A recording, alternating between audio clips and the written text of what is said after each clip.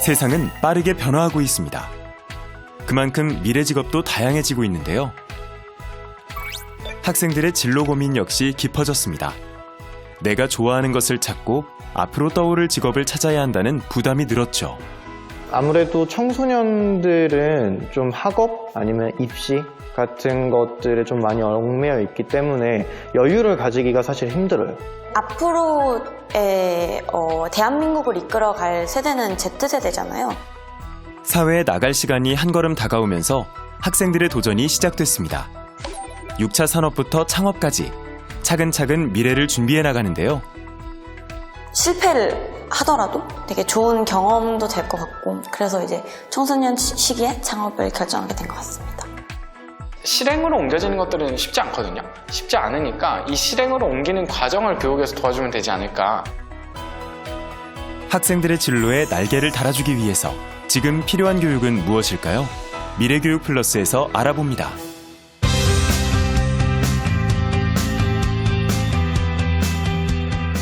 안녕하십니까. EBS 미래교육 플러스 신종호입니다. 창업이 아니라 창직이라는 말이 있습니다. 창직이란 창조적인 아이디어를 바탕으로 기존 직업의 업무를 재설계하여 새로운 직업을 발굴하고 또 이를 통해 일자리를 창출하는 것을 말한다고 합니다. 그런데 농업에 새로운 가치가 더해지는 6차 산업이 미래의 유망한 창직 분야로 떠오르고 있습니다. 6차 산업에 우리가 왜 주목해야 하고 6차 산업 인재를 육성하기 위해서는 우리 교육이 어떤 역할을 해야 할지 논의해보는 시간을 가져보겠습니다. 오늘 함께 자리해 주신 분들 소개해드립니다. 6차 산업은 농업의 미래이자 농업을 이끌어갈 수 있는 어떤 새로운 화두가 되어질 것 같습니다.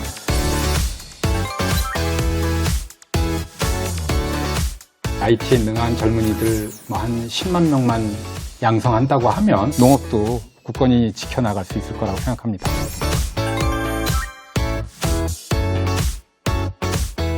통섭형 인재가 되게 중요한 요소 같습니다.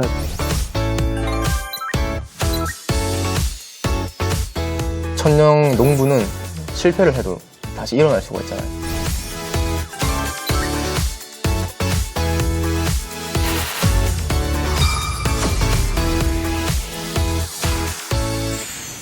원래 전통적으로 생산을 담당한 농업을 1차 산업이라고 했잖아요. 가공하는 산업도 농업에서 하고 또 가공뿐만 아니라 유통, 서비스, 관광까지 연결하는 3차 산업까지 같이 하거든요. 그래서 1, 2, 3 곱해서 곱하면 얼마죠? 6이잖아요. 그래서 6차 산업이라고 한다. 진짜요? 그런 용어가 있는 거예요? 예. 저도 몇 년 전에 듣고 이거 뭐야? 4차 산업까지는 들어봤지만 6차는 뭐야? 이렇게 해서 깜짝 놀란 적이 있었는데 6차 산업 우리가 이제 많이 이야기를 하지만 많은 분들이 좀 생소하실 것 같아요. 이 개념을 좀 짚어주시면 좋을 것 같은데 박 회장님. 네. 저는 처음 들어봅니다. 예, 많은 사람들이 처음 들어볼 것 같아요. 사실은 이제 6차 산업 그러니까 우리가 기본적으로 뭐 1, 2, 3 이렇게 서비스업까지 한 다음에 왜 이게 건너뛰었지 이렇게 생각하실 수 있는데 6차 산업을 이제 농촌 6차 산업을 다른 말로 농촌 융복합 산업이라고 합니다. 융복합. 그러니까 1차의 재배 생산, 2차의 가공, 그다음에 이제 3차의 체험, 관광까지를 포함한 그런 개념이고요. 이건 이제 1994년에 이제 일본의 동경대 교수가 처음 이제 그런 용어를 만들어서 제안을 했는데 2000년대 들어서 우리도 정부 주도하에 굉장히 적극적으로 이제 이거 활성화시키게 노력을 해서 전국적으로 지금 굉장히 많은 곳에서 이제 활동들을 하고 계시고요.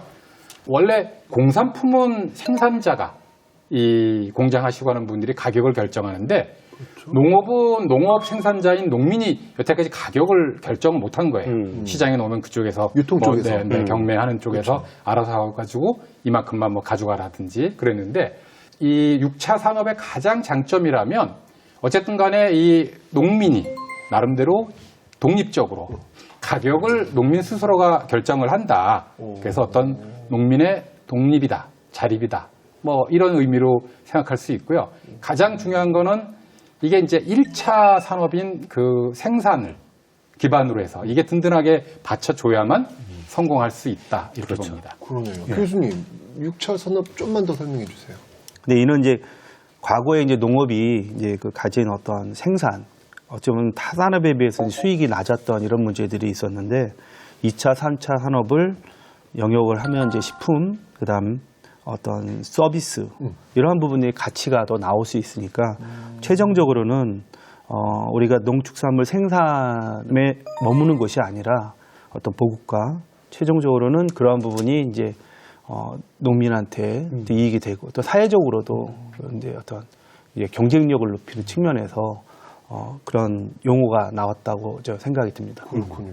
아니 부장님 이게 지금 제가 맨 처음에 딱 들었을 때는 농촌 전망 거기 약간 좀 갸웃했는데 지금 이제 저 회장님 말씀하신 대로 농촌 육목화하니까 뭔가 좀 있어 보이기도 하고 6차 산업 요게 미래에 좀 전망이 좀 있어 보일 것 같은데 어때요? 이게 뭐... 제가 학교에서 네. 가르쳐보는 입장에서 6차 산업은 저희 농업의 미래이자 농업을 이끌어갈 수 있는 어떤 새로운 화두가 되어질 것 같습니다. 워렌 버핏과 조지 스루스와 함께 세계 3대 투자자 중에 손꼽히는 짐 로저스는 그의 저서에서 백만장자 아빠가 딸에게 보내는 편지에서 농업에 뛰어들어라.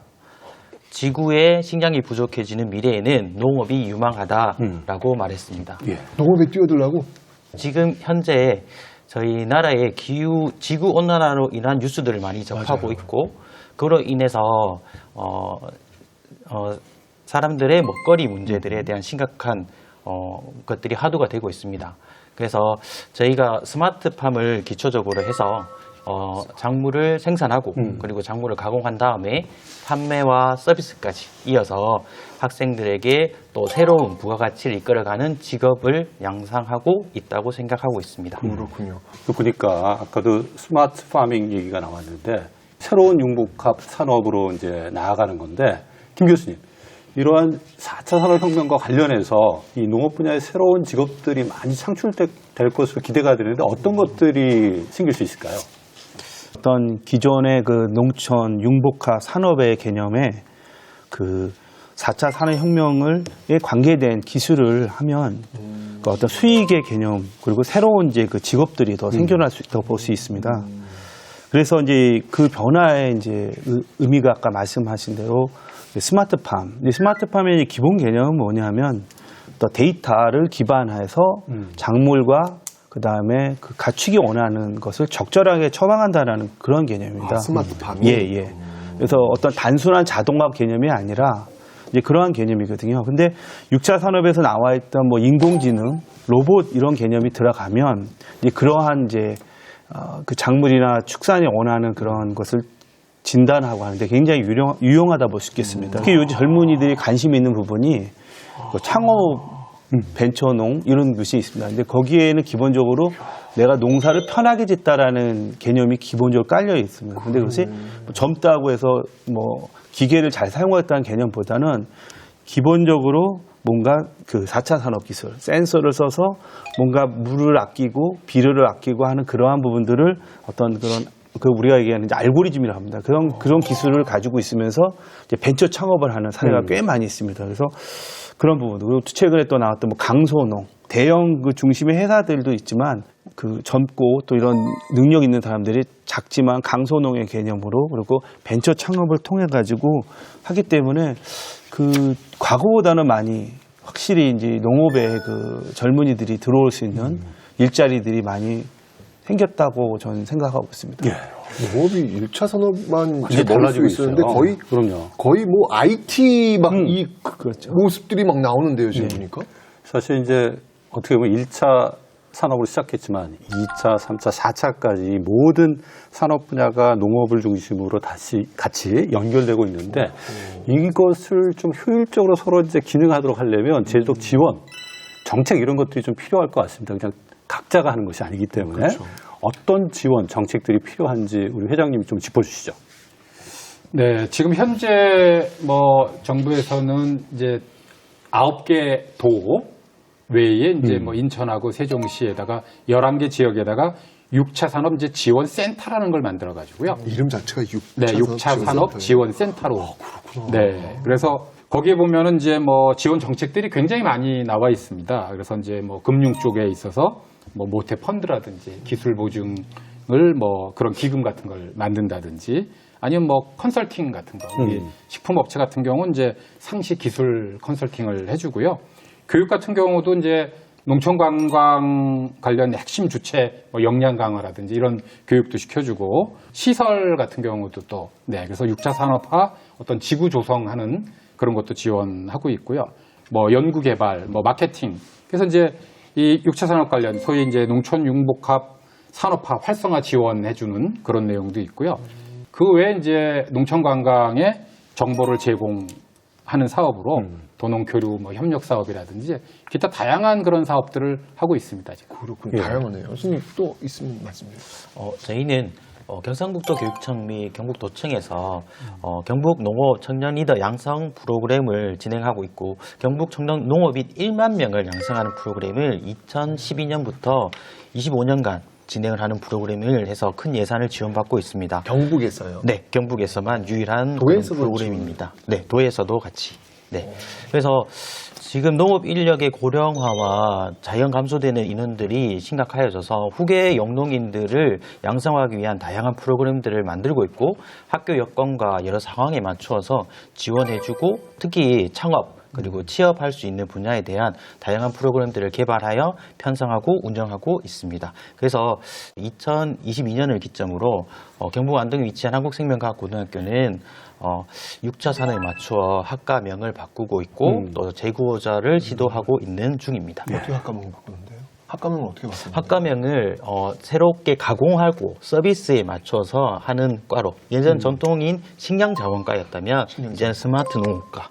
식량자원과에서 스마트 농업과 이런 식으로. 아니 그럼 이렇게 지금 과가 바뀌고 또 학생들이 거기 또 이렇게 일을 하려면 또 앞으로 이런 것들을 가르치는 사람들도 많이 필요하고 그러려면은 전문 고등학교라든지 대학교라든지 이런 데도 이와 관련된 그 과들이 좀 신설이 되어야 이게 좀 선순환이 이루어지지 않을까라는 생각이 드는데 어때요, 교수님? 네, 맞습니다.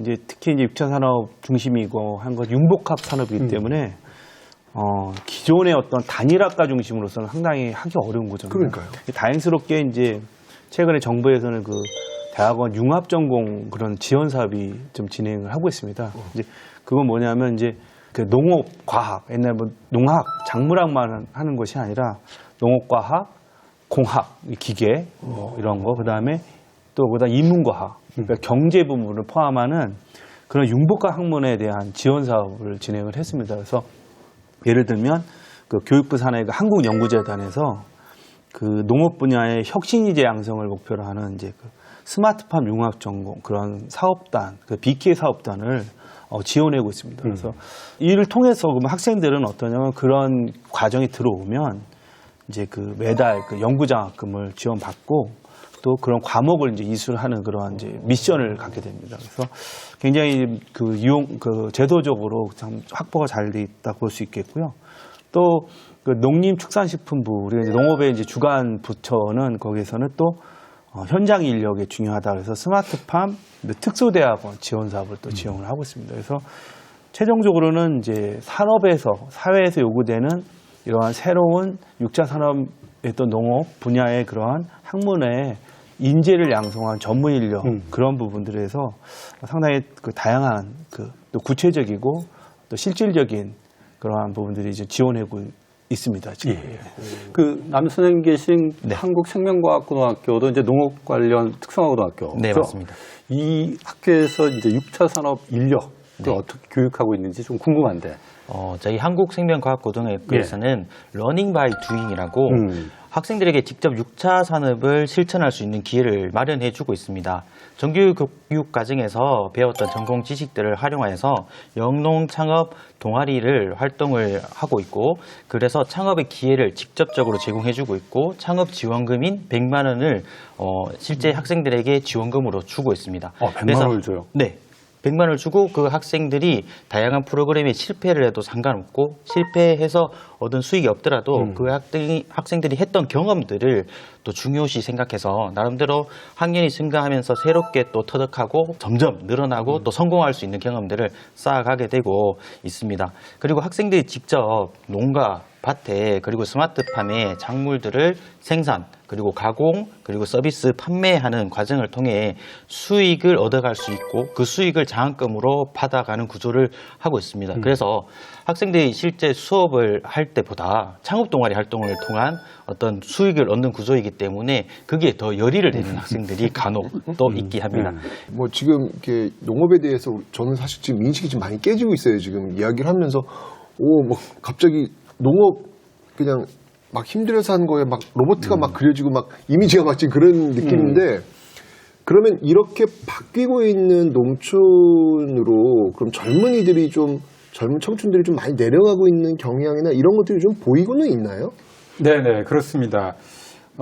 작년에 이제 농촌경제연구원에서 농업농촌 그 국민의식조사 한 거 보니까 네. 또 이 39세 이하 젊은 귀농인들이 그 전에 비해서 거의 뭐 한 13% 증가했다 뭐 그런 내용도 있고요. 13%요? 네네. 와, 많이. 근데 이제 우리나라 농업이 이제 제일 문제 중에 하나가 이제 고령화인데요. 그러니까. 그래서 앞으로 이 청년 창업농 여기에 좀 중점을 둬야겠다. 그래서 이제 뭐 생산, 시설, 투자 중심 이런 사업 계획에서 여태까지라면 이제 앞으로는 젊은이들이 좀 더 잘할 수 있는 판매, 유통 뭐 일단 그런 종류들의 어떤 그 분야를 늘려서 그런 방향성을 제시해야 되는데요. 그래서 이제 많은 지자체들이 청년이 돌아오는 농촌 만들기 이런 얘기를 좀 하고 있는데 이제 부모가 이제 농사를 짓고 있지 않습니까? 근데 그거를 자녀가 들어와서 이제 이어서 하기는 참 쉽진 않아요. 그래서 이제 그 군에서는 어떻게 하냐면은 이 지역 축제, 꽃 축제 같은 걸 굉장히 많이 만들어서 그 부모님은 농사 짓고 이제 그 땅에다 자녀들이 들어와서 뭐 카페나 펜션이나 식당 같은 걸. 그래서 이제 부모는 1차 산업 하시던 분들이 웬만큼 하고 그 자녀들이 들어와서 2차, 3차를 할 수 있게 해서 굉장히 효과를 보고 있는 이제 뭐 그런 사례도 있긴 합니다. 네, 또 김 교수님 추가로 말씀해 주시겠어요? 우리가 이제 많이 주목하는데 네덜란드의 사례가 많이 보잖아요. 예. 뭐 그런 거 보면 거기가 경지 면적이 되게 작은데도 그 뭐 종자부터 뭐 농업 기술들을 수출 많이 하거든요. 그래서 학생들도 보면 그런 걸 보고 우리가 못 하겠냐 하면서 그러한 부분에 좀 그런 기술 쪽에 또 그런 비전을 보고 연구하고 또 대학원까지 와서 석사 박사하는 학생들을 많이 보게 됩니다. 그런 변화는 큰 변화가 되고요. 두 번째는 그 학생들이 농업은 그 지속 가능 환경에 되게 중요한 역할을 한다라는 걸 생각하고 있습니다. 그래서 뭐 최근 뭐 기후 변화 많이 겪고 있지 않습니까? 뭐 온도가 올라가서 지금 뭐 홍수와 가뭄이 아주 극단적인 거인데 이를 해결하기 위해서는 그 중요한 그 플레이어는 이제 농업이라는 생각을 많이 하고 있습니다. 학생들이 갖고 있는 농업이 어떤 그 어쩌면 빈자리 개념이 아니고 누가 이어가는 그 단순한 사명 개념이 아니라 내가 지구를 지켜야 한다는 그러한 인식의 전환을 많이 느끼면서 굉장히 많은 또 변화를 경험하고 있습니다. 지금 말씀을 변화와 관련해서 해주셨는데 안 교수님 학교에 계시니까 네. 옛날에 비해서 진짜로 지금 학교에 다니는 학생들이나 네. 또 학부모님들의 농업에 대한 인식들이 많이 변했는지 좀 궁금하거든요. 네.